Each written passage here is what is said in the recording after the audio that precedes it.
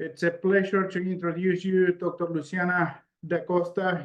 She's a faculty in our department. She's at the Department of Veterinary Preventive Medicine at The Ohio State University. And Luciana worked on mastitis and practical solution to improve milk quality at the farm level. And so just some housekeeping things. Please, as Dr. Da Costa go through the presentation and the webinar today, please go ahead and write your question, in your chat or your QA box there. And we will have about 10 or 20 minutes at the end to go through some of the question and answers. With that, Dr. Da Costa, I'll turn the floor to you. Thank you very much, Gustavo. Thank you very much, everybody, for being here today. Good afternoon. It's a pleasure to talk about something that is very dear to me, but it is a challenge to be talking about solutions to mastitis, right? Like I think we were very ambitious on this title, so it will be much more like a discussion because we are always learning with this topic. But thank you very much and welcome to our webinar. To everybody to be on the same page here, I will, why is not, see, okay.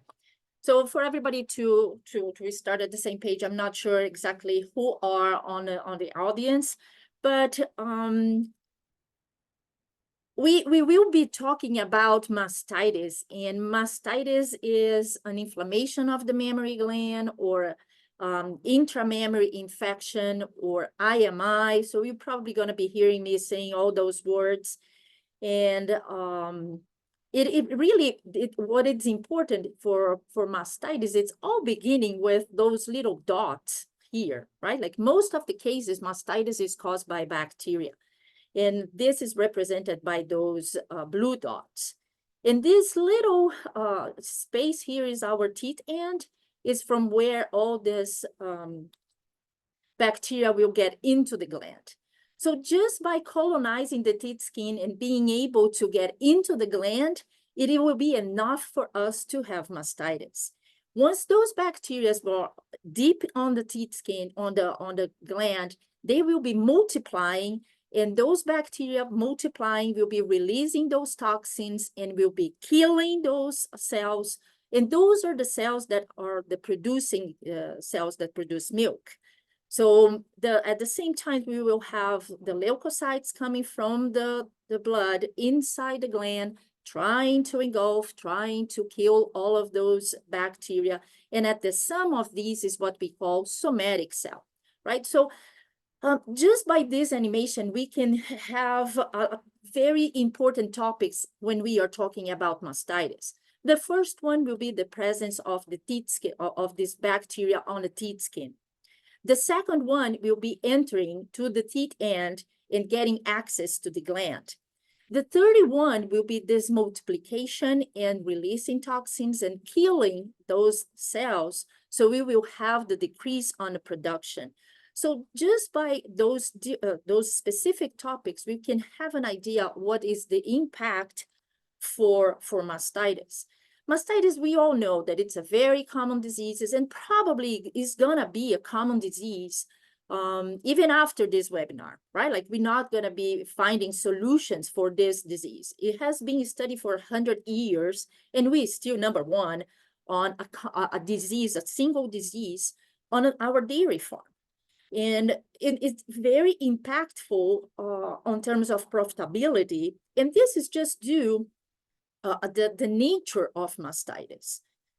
Some of we are all familiar with this, like the impact of mastitis, and we saw the animation, like the decrease of the milk production. But there is also like some other costs as the treatment cost, discarding milk from those cows. We have to pull or those cows will be the dead. And also indirect performance, reproductive performance, it will be impaired.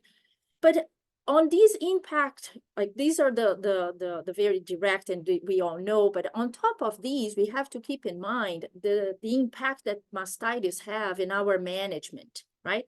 So you have to manage mastitis. We will have to manage those cows. You will have to keep those cows in a separate pen. You will have to keep those cows with a lag band or something just to identify those cows, because those cows are the ones that treat it. You have to take the time to be doing those tasks, but we also have to be recording those tasks. So it's not just the money involved, but the time involved on mastitis as well. And we all know familiar with this multifactorial disease. So today we have those exogenous pathogens pathways. So we will be looking at beddings, we will be looking at milking equipment, fecal contamination or hygiene. Also calf oral, it is important as play a role for causing mastitis. But with time now, what we've been discovering and seeing in these studies is the same way that we have those exogenous pathogens pathway, we will have inside or endogenous pathways as well. So nutrition plays a lot for the immune cells to be able to be coping with those blue dots, so those bacteria to get into the mammary gland. And as here, for example, we have on this study, like the high serum, the ketosis, BHB, it will be interfering with the ability of those cells to migrate and to engulf on those bacteria. At the same way that inside the gland, we have those disturbance or the impair of those cells. But on a micronutrients deficiency, it will be altering the keratin plug. So remember on that, on this here that we have on the teat end here, between milkings, they will be having a wax, which is the keratin plug, that it will be blocking those bacteria to get in. If we have, let me see here, just, oops, I have, let me go now. How do I go home? Okay, here, sorry guys. So if you have those keratin plugs impaired, the cells, the bacteria can get into the cells and causing this, the mastitis as well. With the advance of other researches, we have been looking a lot of the microbiome and microbiota for gastrointestinal, and also it can be transmitted, those impaired cows can have those bacteria from the gastrointestinal tract being transferred to the gland, to the mammary gland, causing mastitis as well. So we won't have the time to cover all of these, it's a lot, but we will be focusing more now on these exogenous pathogens. So we will be looking at the bedding, at the milking equipment, fecal contamination, because we know that this is the most common things that we've seen on a farm. Mastitis cow, like they will be, those affected cows, it is easy to see that they will be having like activity that is decreased, lying times decreased, the feed intake will be impaired, cut chewing, eating time. So all of these, again, all of these will be having a very effect on the gastrointestinal tract, decreasing the bacterial diversity and having a dysfunction on the number of beneficial bacteria being outnumbered by the harmful bacteria. So just by like a very simple picture like this can give us an idea how difficult it is to be treating mastitis, right? Because it's not just in the gland. It is like the whole system can now be impaired. It is a challenge to treat, to manage mastitis. And I usually say that mastitis is a disease of details, right? Like to maintain that low somatic cell and to not having so many clinical cases, everybody on the farm needs to be focused. Everybody on the farm needs to be on board, that we will be doing like the best that we can. Informing this collaborative team is really crucial. And it's not just the farm owners, the veterinarian that needs to be involved in this, those key employees, but everybody on that, you know, steps on the farm, it will play a role. And I will tell you guys like story that I had a farm a couple months ago. They contact me because they had high somatic cell count, and it was a new barn. So they were like less than a year on that barn. Everything was pristine. Everything was new. The cows were the same from the old barn, right? It was the only thing that was old was the cows. The cows were transferred from the old barn to the new barn. And when he contacted me, he said that I have this result. And when I was looking, I saw the result was giving us prototica. Prototica is an algae. We won't have the time again, like to be talking more details on that. We can discuss on if you have interest. But prototica is an algae, and we can think about that as a Staph aureus, which are more familiar to most of us. So there's no treatment. It is a contagious pathogen, and it is related to water, right? Like it is an algae, so it's related to water. So we tested all the water possible in the farm, and all came negative. We tested again, and it came negative. So we test the cows and nothing, all negative. So long story short, after like months of trying to understand and why that result, like where the prototica came from, the hauler was the problem, right? So everybody needs to be aware of their importance on that farm. And that simple result, positive for prototica, had cost him a lot of money, a lot of time dedicated to that, but also a lot of headache, right? Like trying to understand why he had that, and he was very consistent with everything. So it is really important. Like I cannot emphasize as much as like it is really important. So everybody needs to have an understanding of their importance when they are on a farm. And one of like the way that I approach this mastitis herd problems, the first thing, like, and I really believe on this, like the problem defined is a problem half solved, because confirming that the problem exists, it is a half of the solution, right? And how can we do that? If you are in the HIA, you can be looking at those records, and you can be looking at those reports for high somatic cell cows, or even like your bulk tank number. If you are not, just by doing the examination, the physical examination on the parlor, like you will be seeing like the palpation of the udder, the appearance of the milk, estimation of the somatic cell through CMT. It could also be something that it's available. So there's no excuse for us to say, well, I'm not in the HI. You can be doing this in another way to try to confirm that you have the problem. Once you confirm that you have the problem, then you have to look at what is causing that problem, right? Like what is the factors that is playing a role on that. You will be looking at the milking procedures, evaluation of the milking machine, conditions of the environment, and culturing to see what is the problem. So just by looking at this slide here, we can be having an idea how, like the multifactorial and how many layers we have to pinpoint what the problem is. But the first thing that I do, and I will be like walking you guys through the way that my thinking is, I will like to identify those cows, right? Like, so I'll be using DHI, or if you're not in DHI, you can be using clinical mastitis records, you can be using CMT, but you have to investigate those patterns. What are the cows that are infected? The high somatic cows are predominantly new infections or chronic. which groups that are belonging. Those are heifers, there are older cows, there are fresh cows, mid-older lactating cows. Is there a certain groups or certain pens that you are seeing the problem?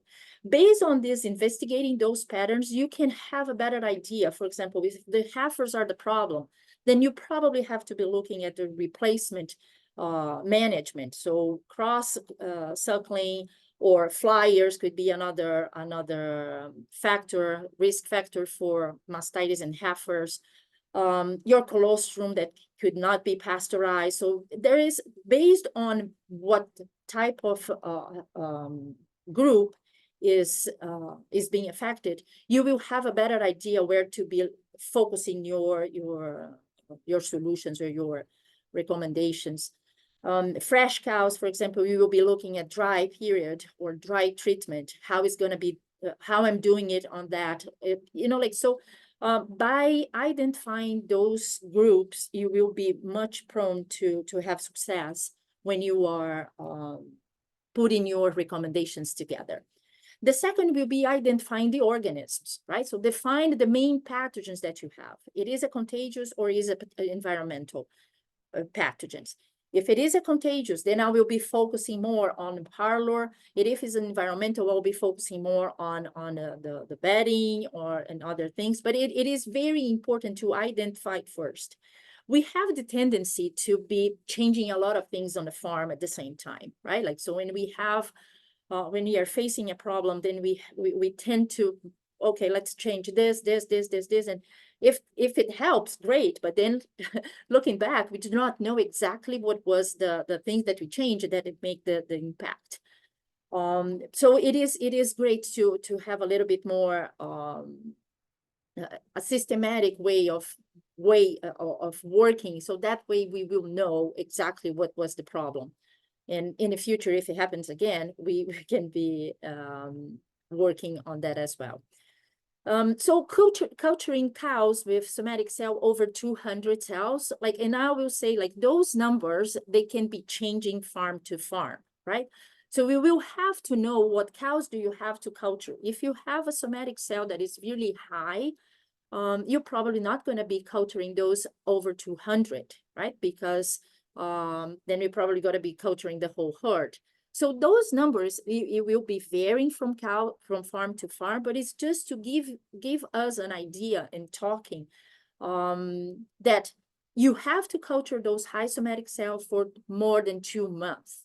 And this is why sometimes we have organisms with different types of shedding, for example, and sometimes we will be getting culture that is negative, and in the next culture next month, then you're probably going to have some positive culture. So it is important not to be based your decision in just one culture, right? And if you want to, you also can, if you have those clinical cases, then again, you will have to be culturing those. The numbers could be like 10 to 30, depending on the size of your farm, right? So you can be sending those to a lab, or you can have on-farm culture. I will say that on-farm culture has been like a kind of like a life change on the farms. A lot of those farms are doing this on-farm culturing and base the recommendations and base the treatment on the results of this. But I will say, like, training is crucial here, because if you are basing your decision in something in a result that it's not reliable, it's probably worse than not being, like, it's probably worse to having those results and be relying on those results rather than not having those results. So training is crucial here. Personnel that, someone that is really keen to do this culture, like the lab setting, it needs to be very, like, we can talk a little bit now about the training in on farm culture, if you guys have any questions in the future. But on farm culture, it's something that it's very useful for identifying those organisms.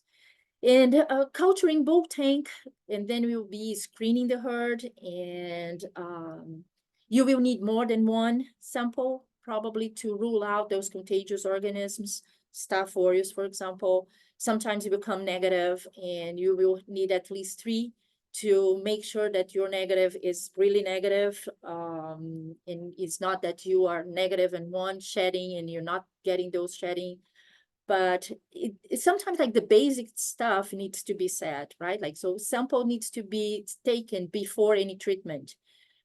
And this could be basic, but sometimes you are looking at those results and you see like there's no growth, is negative, and then you realize it has been treated. So you are relying in a wrong result to be tailoring your control or your prevention measures.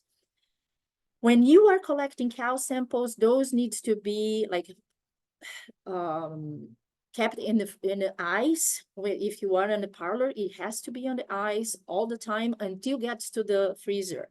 And then when you have those frozen to be submitted to the lab, some people will ask me a lot of the questions. I got a lot of these questions. How long can I keep this milk in my freezer?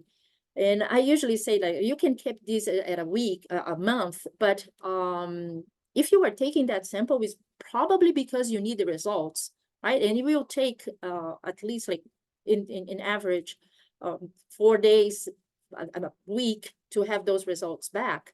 So yeah, as soon as you have that frozen, you can submit to the lab, and as soon as you have those results, you will be better to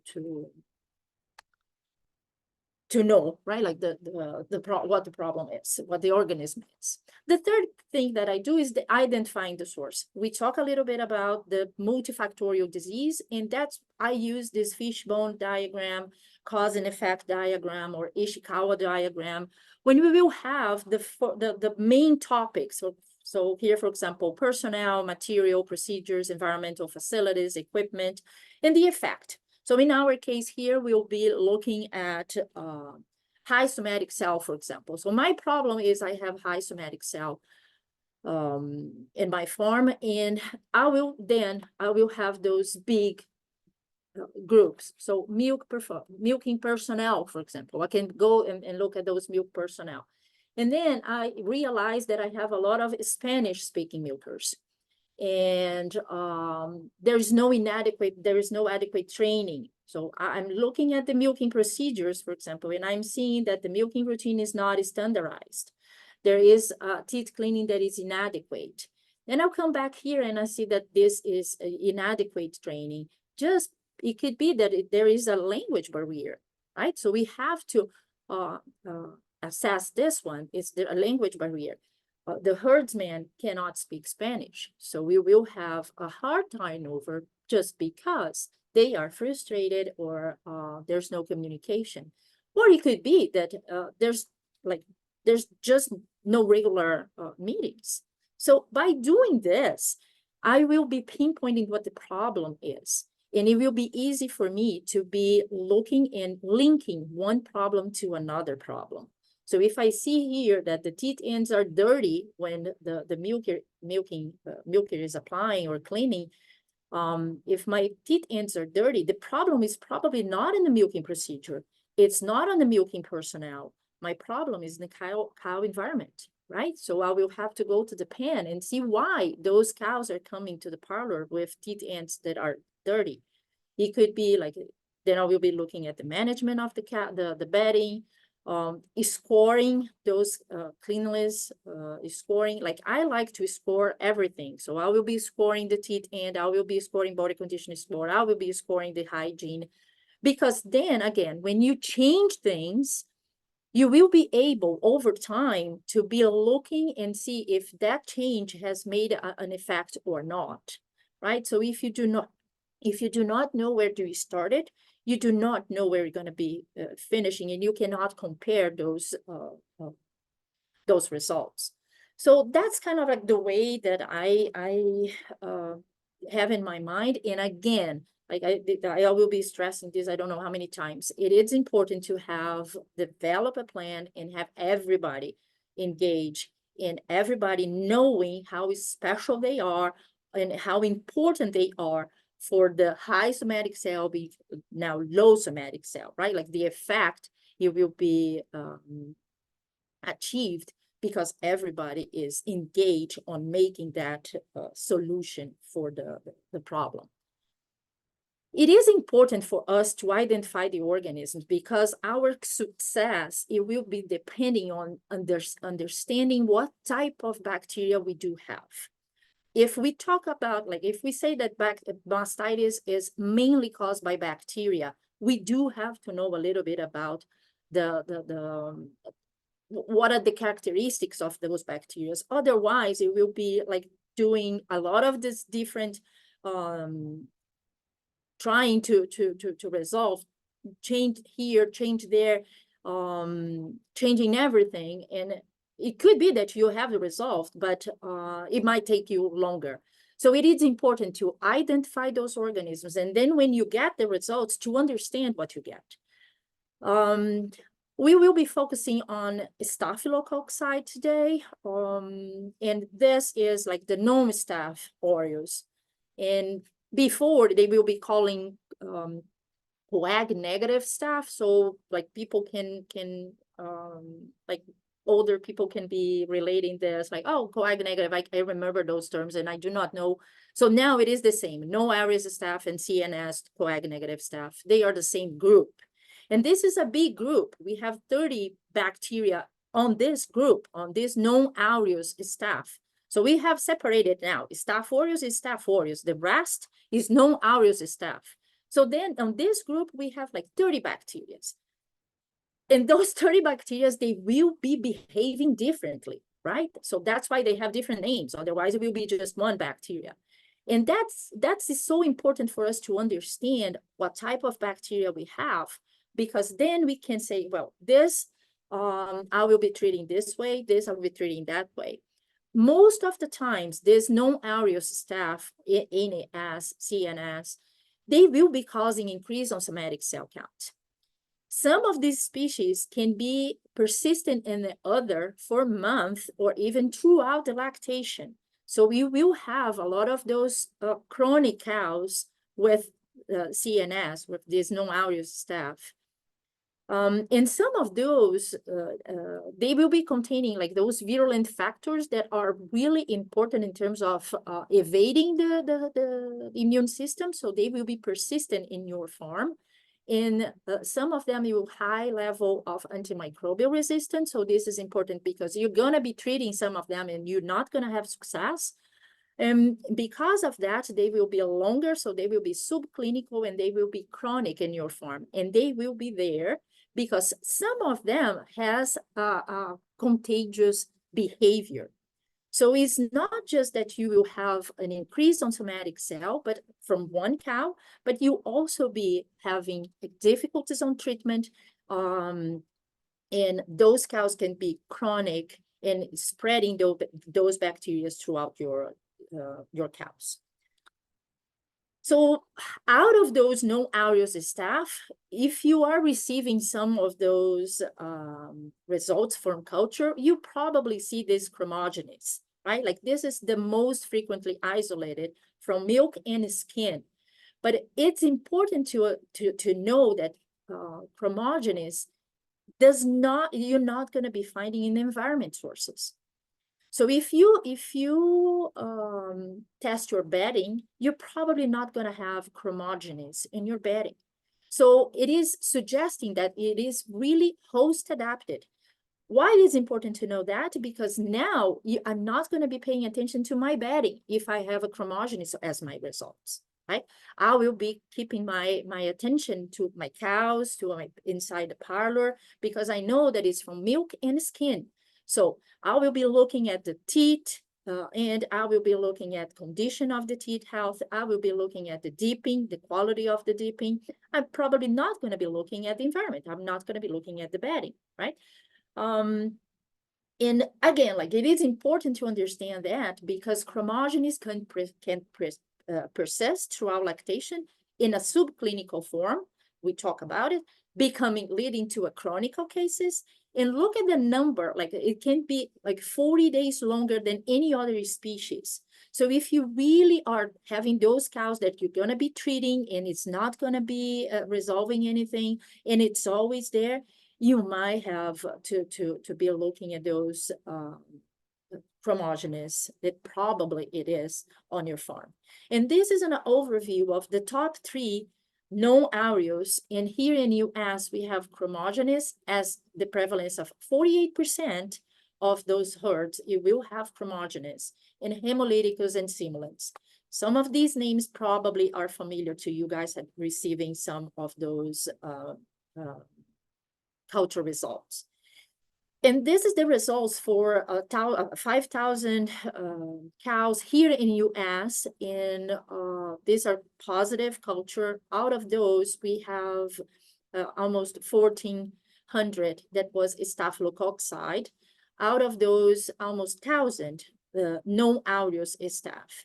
And when you did the prevalence, it is exactly the same thing. So it's kind of like, yeah, United States have this. And here in Ohio, this is US, Midwest, but mostly Ohio, 48% as well. And what is interesting here is that prevalence of Staph aureus, right? Like it's 31%, which for me is extremely high. Like if you think about it, that we are knowing Staph aureus, we are talking about Staph aureus for a long, long time now, and we still have 31% of prevalence. And in the national average, it's 2014 was the last time that we have this average for USDA, was 43%. So probably we have improved a little bit, but it's still high. And I have a lot of farms with this kind of like this range for aureus. And now talking a little bit about aureus, and what is important for us to talk a little bit is specifically for the shedding pattern that aureus has.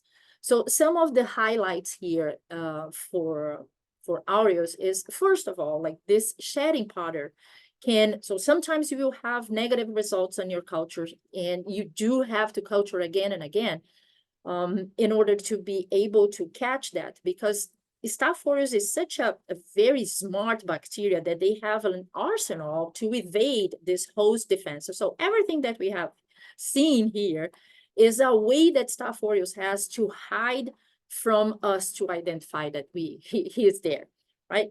And that way he will be on the gland, inside the gland, right? He resides like deep into the udder. And that's why it has a low cure rate, because he will be hiding on the deep other tissues. And all of these mechanisms here is just to evade, to protect him from the treatment. So should I be treating Staph aureus? You can be treating Staph aureus, right? Depending on the time that you get those Staph aureus cows. If you get it to the beginning of the case, like it's just like it was negative and now it's positive, I'm pretty sure that it's just started, you will be having a better chance of curing than if a chronic cow, right? So for any cow. So again, like, should I be treating? I will say depends, right? Depends on the time that you get that. In general, it's a low cure rate, okay?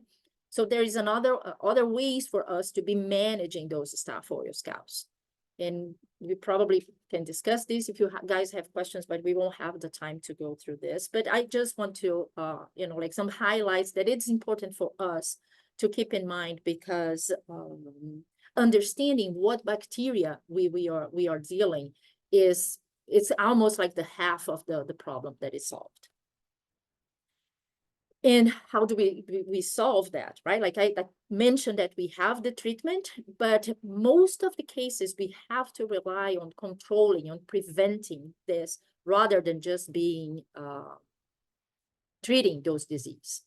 And we have those 5-point plan that this was like a old plan And there is, on this plan, it was heavily dependent on treating those cows with antibiotics. And at that time, when this plan was putting together, we had much more problems with gram-positive bacteria that we have today, when the majority, like, they change, like it shifts. So now we are dealing much more with those environmental pathogens rather than contagious pathogens. And some of the research has said that 7 and 80% would have no benefit for antibiotics treatment. So before, we were just treating everything, treating everybody, and we still have a lot of mastitis problems. So then the National Mastitis Council came with the 10 points. So it's basically the same thing as before. We just add something, establishing the goals. So if you want to know where you are, you have to establish those goals. So everything that was good, but it's still depending on the antibiotic. So now they have, like, the idea behind the 7-point plan is that we keep those components that we are successful in the past, but we have to adapt for the fit that we need, the today's needs, right? And one of these is we have the pressure now to be reducing that dependence that we have on antibiotics. So we have to get better on new technologies, on the practices, to be able to reduce the antibiotics that we use. And this is kind of like the idea from the 7-point plan. As you guys can see, like, we still have the same, we keep the ones that were really helpful and really important. Disinfecting all teats after every milking. So pre-dipping, post-dipping is still very important for us to do it. So it's still here because it is a very crucial. We remember the animation, like the bacteria is on its skin. If you do not take that and the teat end is open, they will get in, and then we will have mastitis. So it's important for us to understand that, everybody to understand that, how important it is just the dipping, right?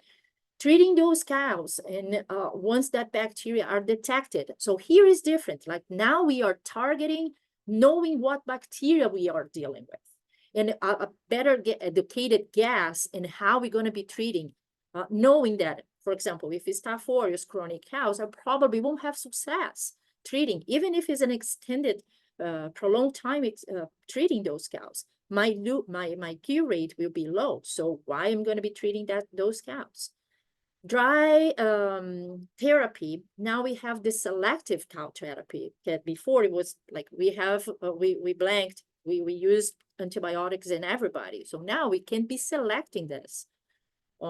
We have to cull more cows with 3 or more cases, maintain. So all of these are still the same. But now another thing that we are is nutrition, the stimulants, vaccines to improve immunity. All of these are new, and we should be looking at those to improve the cow, the immune system of the cow, to be able to cope with the number of bacteria, the exposure, the load of bacteria that the cow is exposed. Pre and post dip, like I mentioned that this is very important. And so for us to have an idea on how, like, stripping, why we do stripping, right? Like, we do stripping because we want to see the appearance of the milk. And this is to catch those cases earlier. So only 59% on this study here in Ohio, we're doing it. Dipping 89%, drying towel 92%, and post-dipping 97%. So pre-dipping, post-dipping, I'm good with those numbers. But here again, like, maybe there's some farms that are not stripping because they don't have the problem. We do now, we do have some farms today that are controlling mastitis. They know how to control that mastitis, and the prevalence of mastitis in their herd, inside the herd, is very low. So there's no need for them, or they probably are doing in another way. They are looking at the DHI, or they are robotic, or they are just like, instead of looking the appearance of the milking, they are looking at the identification for those cows early, in an early stage, in another way. But if this is something that your herd that is having problem with mastitis is doing it, if they are just stripping, not all cows, probably you have to come back and take a look at the milking procedures and see, because that is important. This will be the way for us to be catching those cases in early stage. In early stage, we will have a higher chance of getting rid of that problem, so and not be spreading to the rest of the herd. So we talk a little bit about like dipping. Use an approved teeth disinfectant, like the right product. I had a problem, like this is real. Like someone was using this as a pool bleach, as a dipping, because they want to cut cost. It's not right. Okay, so it won't do you any good, like contrary. Okay, pay attention to the fresh batches you're going to be doing, because organic matter will be decreasing the efficacy. So even if you are using, you have to know how you are using it. So that's why I said that it is a disease of details. It's not just the fact that you are seeing they are doing dipping. What is the quality? What is the dilution?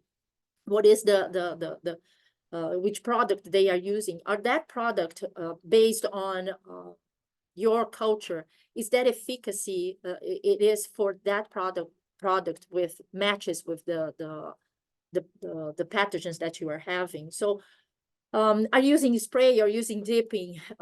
Is there a difference between those? This is a lot of I got a lot of questions. My problem is because I use spray. My problem is because I use dip. I will say no. If you do a good job, like a well done, good job on spraying the whole surface with a nice product, you will be covering. You will be effective. So it doesn't matter what you're using. You have to do a good job, right? Like once you have those approved products in whole surface, you will have the protection for that. And for those contagious pathogens, for example, if you have, and this is just for us to remember how important it is, those basic stuff, because if you have like a quarter that is infected, in this case is Staph aureus, if you have one quarter that is infected, your chances to have the second one increases in 4.5%. Once you have 2 quarters infected, your chances is the 7%. And once you have 3 quarters, it's almost 15% to have that 4th quarter infected. So we have to be careful with those contagious pathogens. When looking at this Staph aureus and figure here, this is more or less like for mycoplasma, right? Like mycoplasma will be behaving like this as well. You will have at the beginning of the week just 1 quarter that is infected. And by the end of the week, you probably have 2 or more. It spreads really, really fast. So again, like a simple dipping, simple practice, it could go a long way. Looking at those teeth end scoring, this is important. Again, come back, remember the basic, remember that animation. It comes in through the teeth end. So if you have a very healthy one compared to a very rough one, those are very risk factors for mastitis, right? Like cleaning this is much harder than cleaning this. So we will have a lot of bacteria here, even after cleaning, that it could get access to inside the gland. Wearing gloves when you are scoring this, because you're going to be passing from one cow to another cow. Sometimes you will be touching and to see the teeth end. So pay attention to that, because if you are dealing with the contagious pathogens, it could be you that is passing from one cow to another cow. Wear gloves, use a flashlight, so then you make sure that you are seeing correct. I usually have like those in a hand, in a head, because then I will have my both hands free. So one, I can be like taking some notes, or I can be looking for those teeth. Score immediately after milking. This is usually because of vacuum, so milking machine maintenance is very important. So we will be scoring immediately after milking to have a better idea how your vacuum is. Clean after you do all of these, and then we will be scoring all 4 teeth. Okay, sometimes you have one teeth that it's more than other. Sometimes you have front side or rear side. So you will have a better idea if you score all of 4. How many cows should I be scoring? Like a minimum of 80 cows or 20% of the herd, okay, if the herd is larger than 400. And all of the cows, like first lactation cows, older cows, mid lactation cows, to have a better representative idea of what's going on. It's always a good idea to have this schedule. Like, for example, here I have like the milking machine maintains the schedule. Daily, weekly, monthly, and yearly, what you need to do, because daily I have to be looking at vacuum and pulsators. So everybody knows this, they will be paying attention. Everything that is out of the normal, they could be telling you that, oh, I'm listening to this. I'm seeing that they will be sleeping much more. I'm listening to some squawk. You know, like if they know that they should be looking for this, paying attention to each one of these components here, your chances of getting the results, it's again higher. Dry cow treatment. This is a very important component for controlling mastitis. We talked a little bit about, like before we had this blanket therapy. Still today there's a lot of herds that are treating the whole herd with antibiotic at the dry time. But we have today these strategies for selecting. So we will be only infected cows. You can be using teat sealant or not, depending on the strategy for the farm. General management strategies here, like reduce the milk yield before drying off by reducing energy, like lactation, so that will be like decreasing the milk production, and we will have less leakage. Leakage means that you have that teat open. So again, like think another, again, like thinking about the bacteria getting in. Some of the farms will have a CMT. They will be doing a CMT on those cows that are higher than 200, or those cows that have previously have cases of mastitis, or those cows that are producers, and they will be treating only those cows, right? So it's a strategy for that specific farm that it works for them, or be using only teat sealant. So there's a lot of different ways for you to be doing this strategy. But it has to be, like, whatever you choose, it has to be validated, right? You have to be based on your reality. If you're going to be using teat sealant in all cows, this is most of the farms that are having success and are using selective treatment, they still relying on this teat sealant. Having any standard operation procedures and SOP for everybody, again, regular meeting, training, supervision. It's really important at that time, like you are selecting some cows to not be covered by antibiotic, right? And you are selecting some cows to receive that antibiotic, which means that you're going to be infusing something inside the gland. So either way, if you are selecting using antibiotics, using teat sealant or not, you really have to be careful. And that's why, like, we have the training is really important to make sure that first we avoid some injuries, and second, that we are not inserting, as like you can be inserting the problem inside your gland, right? And at that time, they won't have the flushing anymore, and they will be dry for 50 days, 60 days, and it could be really devastating when they thrashed. So again, like, use clean gloves. The teat here is very sensitive, so you will be using 70% alcohol, not stronger than this. Make sure that it's clean, right? Like I always say, it's clean. It starts like this. Doesn't matter how many pads, how many cotton balls you have to use, it has to finish like this. By the time that you are inserting something inside, you have to be sure that this is clean, okay? considering refreshing those demonstration on how to do that, on cleaning, on infusion technique, because again, you can be avoiding injuries or inserting the problem.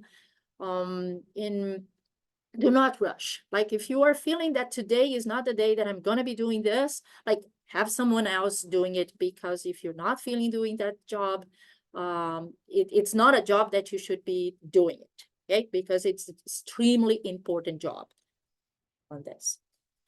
In terms of treatment, this is a huge, like 11,000 bacterial isolates from over 10 years.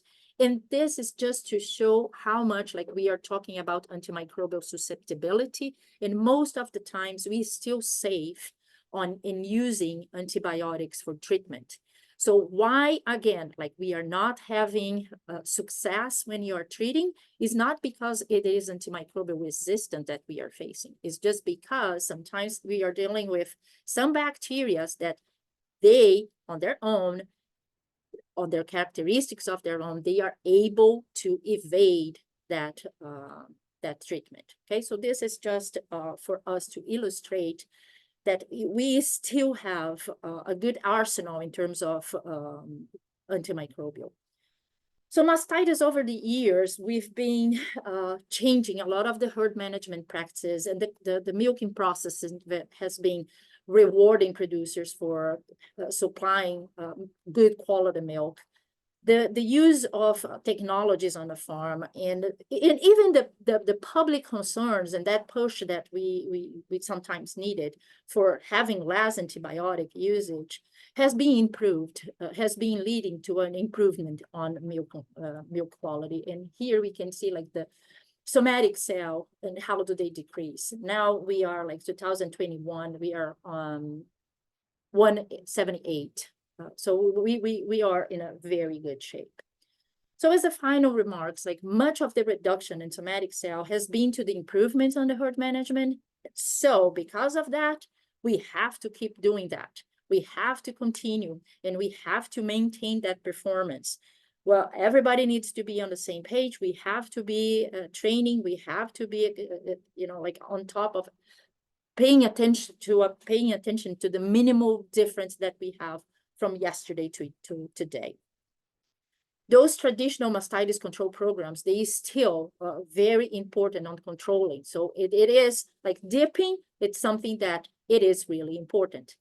The milking machines, for example, it needs to be attached to a clean, dry, and the equipment must be maintained for optimal milking performance. So just on this sentence here, we have like those risk factors, right? Like milking machine attached to a clean, dry, which is the environment, and the equipment that is maintained to an optimal milking performance. That could be people that is doing performing the job. So with that, I think I covered a lot, but we still have some time to entertain any questions. Here is my contact information. Please feel free to get in contact with me if you have any questions or anything that you needed. Thank you very much for your attention. Very good. Thank you very much, Luciana. We do have a few questions here on the chat room. What I'm going to do, Luciana, is I'm going to read those questions to you. Maybe we can generate some discussion. And so the first question, Luciana, is could you be more specific about the Prototheca risk factor and epidemiology? Okay, yeah. So I knew that Prototheca will come because it is like a hot topic now. And this was like 2014 when we started looking at those. And I'll tell you a story. We were at the National Mastitis Council when a professor from Cornell were talking about Prototheca. And sitting beside me was the director of the lab here, which is responsible for 95% of the milk, culturing of the milk in Midwest. So I asked him, I said, do we have Prototheca in Ohio? And he said, no. I said, no, or we are not testing for Prototheca. And then we started to laugh, and he said, yeah, we're probably not testing for that. So the first thing, like Prototheca is an algae. And as an algae, it will be finding on water. So any type of water. You will be finding on food bath, you will be finding on well water, you will be finding any water. And risk factors for that, it will be water, right? Like you will have water that is contaminated. And once that water that is contaminated gets to the cow, it could be like for dipping, it could be for contact, you will be contaminated that cow because it will be inside the gland. And when inside the gland, it has a component as a contagious component. So she's really well adapted to the gland. She won't have, we do not have treatment for that. She won't be responsive to treatment. And it will be passing from one cow to another cow. So it is really, so the characteristics for the other, like the milk appearance, it's not very,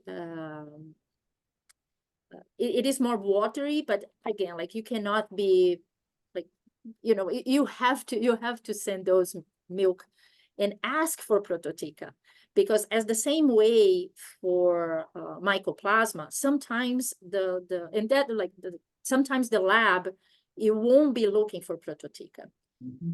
Today we have the Mastitis, which you send the milk, and they will be, if the machine has the capacity for in the library to identify the prototica, you will have the results. But sometimes there's some equipments that do not have. So again, you can have a false negative just because you don't have the capacity of identifying those prototica. What else can I be saying about prototica?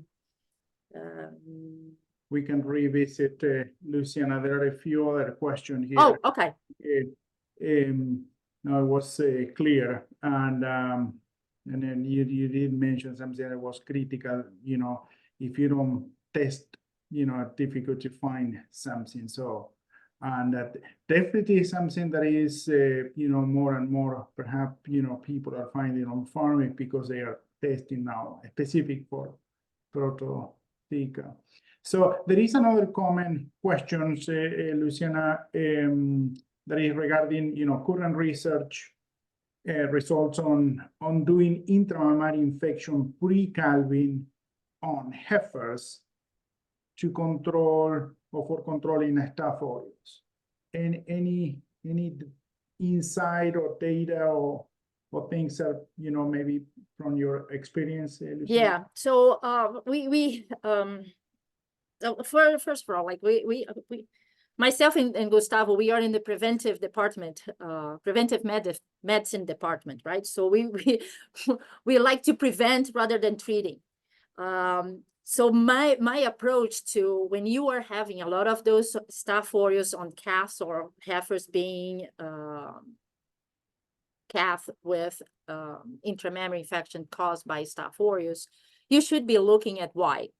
So we should be looking again, like to the replacement, how you are. So colostrum, it's important. Pasteurization will kill Staph aureus. So if those that colostrum is pasteurized, we will decrease the chances of having your heifers contaminated, calving with positive Staph aureus. But sometimes if you are doing everything correct, flies play a really important role on heifers for Staph aureus mastitis. So controlling like the flies is something that it's really important. There is a correlation between pink eye, right, and Staph aureus, just because the flies are the common ones. There is a controversial, like I do not know if we like probably there is some farms that are treating with antibiotics and are having success on Staph aureus. So again, like I will be preferring to be looking at why is causing that rather than just treating, because if you're having on your calves, you're probably going to have in your cows, right? Yeah. So, yeah. There is two other comments. I go back again about flies and heifers in a minute, Luciana. And so here is a comment and a question, Luciana, for your excellent presentation. Could you, how could we implement selection treatment on dry off? For example, use or not intramammary along with sealant, or use triplate to treat target mastitis cases during the lactation according to the growth on the plate. Okay. Yeah, so I again, like on-farm culturing is here, like we should be using it, but again, we have to have careful on interpreting and reading those plates. So the first thing, we will have to train those people that were working with that to do a good job. Once that is done, then you can be looking at those triplates. The triplate will be giving you gram-positive, gram-negative, and strep. We know that gram-negative, we do not have to treat it, right? Like we will be focusing our treatment on gram-positive in some straps. So just by doing this, you eliminated that third of the cows are gram-negative. But if you are implementing like the selective dry, it's not just based on the pathogens that we have. You have to keep in mind that you have to have like the pressure, the bacteria pressure that you have in your herd.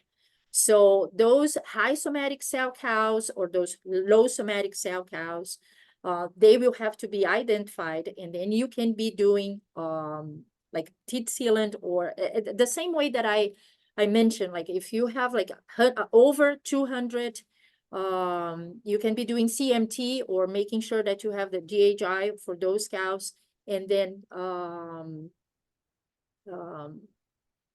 dividing those groups, and then you'll be like constructing the tree to see if it's more than 200, you're going to be probably going to be needing antibiotic. If it's less than 200, and then it's not just less than 200, you have to have the history for them as well.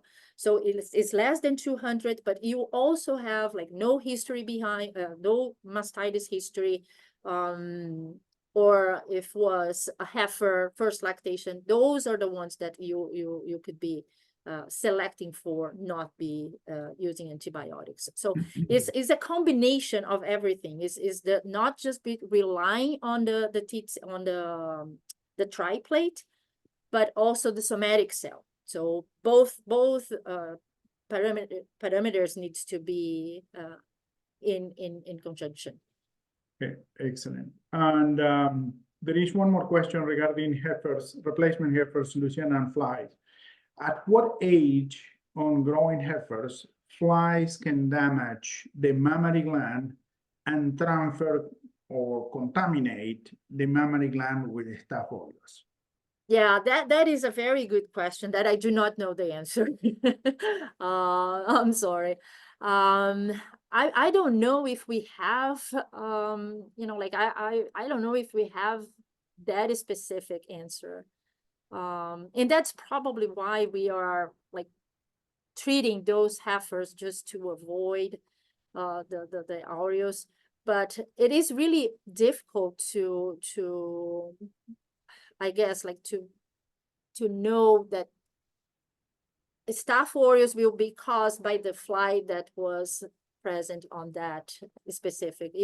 I don't know if we, it needs to be like in a setting, like very well to associate the fly with Staph aureus, because most of the times we're going to be thinking about the cross contamination or the colostrum rather than flies. But we know that it plays a role, but I do not know the answer probably at what age.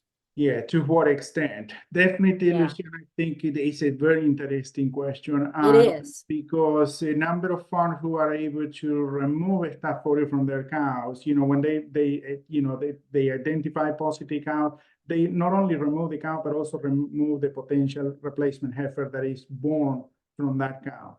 And that seems to work, Luciana, to some extent, because they start kind of getting away from the Staph aureus reinfection and Exactly. Yeah.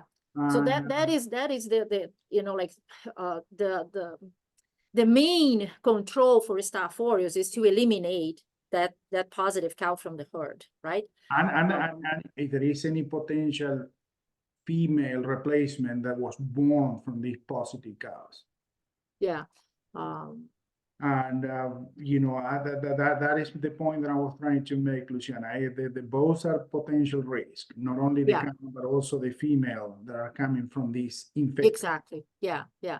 And this is just like it will be increasing the pressure, like the pressure in your herd, right? Like if you have a cow, then probably you have a heifer. If you have a heifer, you probably have a calf. If you have a calf, it's just like the pressure that you have, the prevalence for that bacteria in your herd. What we should be remember is that Staph aureus is present in the teat skin, in our teat skin, in environment. So like the use of gloves, for example, is something that it is a risk factor as well. And in fact, out of a lot of those studies that we have, Staph aureus, the use of gloves is one of the constant risk factors that is protective for Staph aureus. So again, like it's just like a basic procedure that you can be doing in your farm that will be protecting, just trying to decrease the amount of bacteria or decrease the transmission from one cow to another cow. Yeah. So one thing, Luciana, when you look at the big picture, right, at the farm level, we do have a number of farms now that they are no longer using antimicrobial and lactating cow, conventional farm, not organic, right? They are achieving outstanding somatic cell count, longevity in cows, repro performance, some of those farms are below 100,000 in somatic cell count. If you gotta think in your experience, Luciana, like practical experience working with different clients, what are the top 3 things, Luciana, that really make a difference when it comes to milk quality and controlling or preventing mastitis at the farm level? I will say like cleanliness is one, right? Training, constant training. So you have to understand why you are doing and what important it is, what you're doing. So any place, inside the parlor, outside the parlor, if you are cleaning the bedding, you should be cleaning well. So training is and I guess most of those farms with low somatic cell, they are paying attention to those details. A lot of those farms probably don't have mastitis problems, right? Just because they were doing all of these details. They are paying attention to the milking parlor. They are paying attention to the people. So they are training. They are catching those cases earlier, and they are maintaining everything clean. So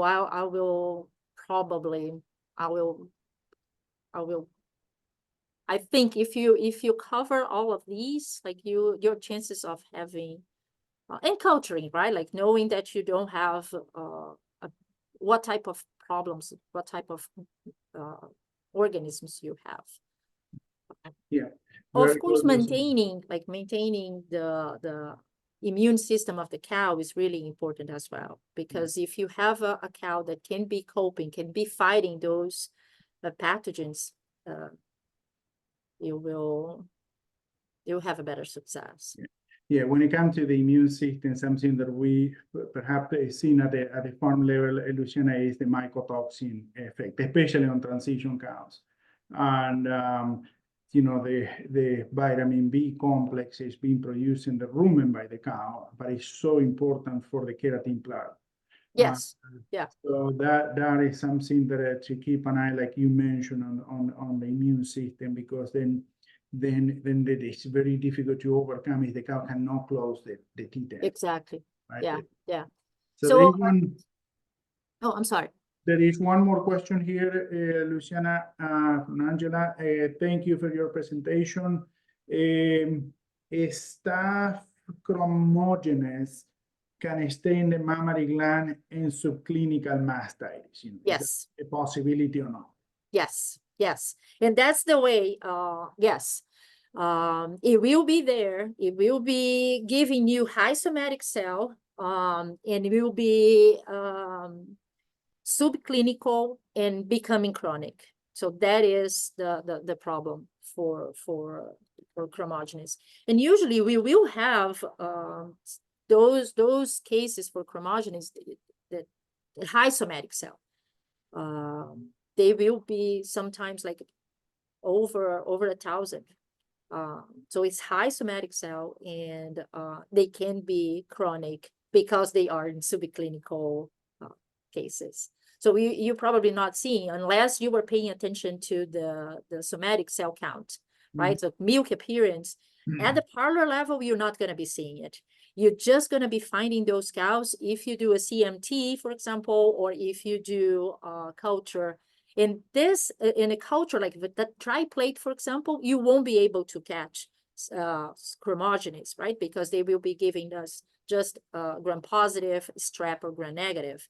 In order for you to identify those chromogenes, you have to send to the lab, and the lab that will have a MALDI-TOF capacity of speciate those non-aureus staph. So, yeah. Yeah, that makes sense. And yeah. great comment. If there is not any other comment or questions, I think, Luciana, we are about the end, and we're a little bit more than 10 minutes past the hour.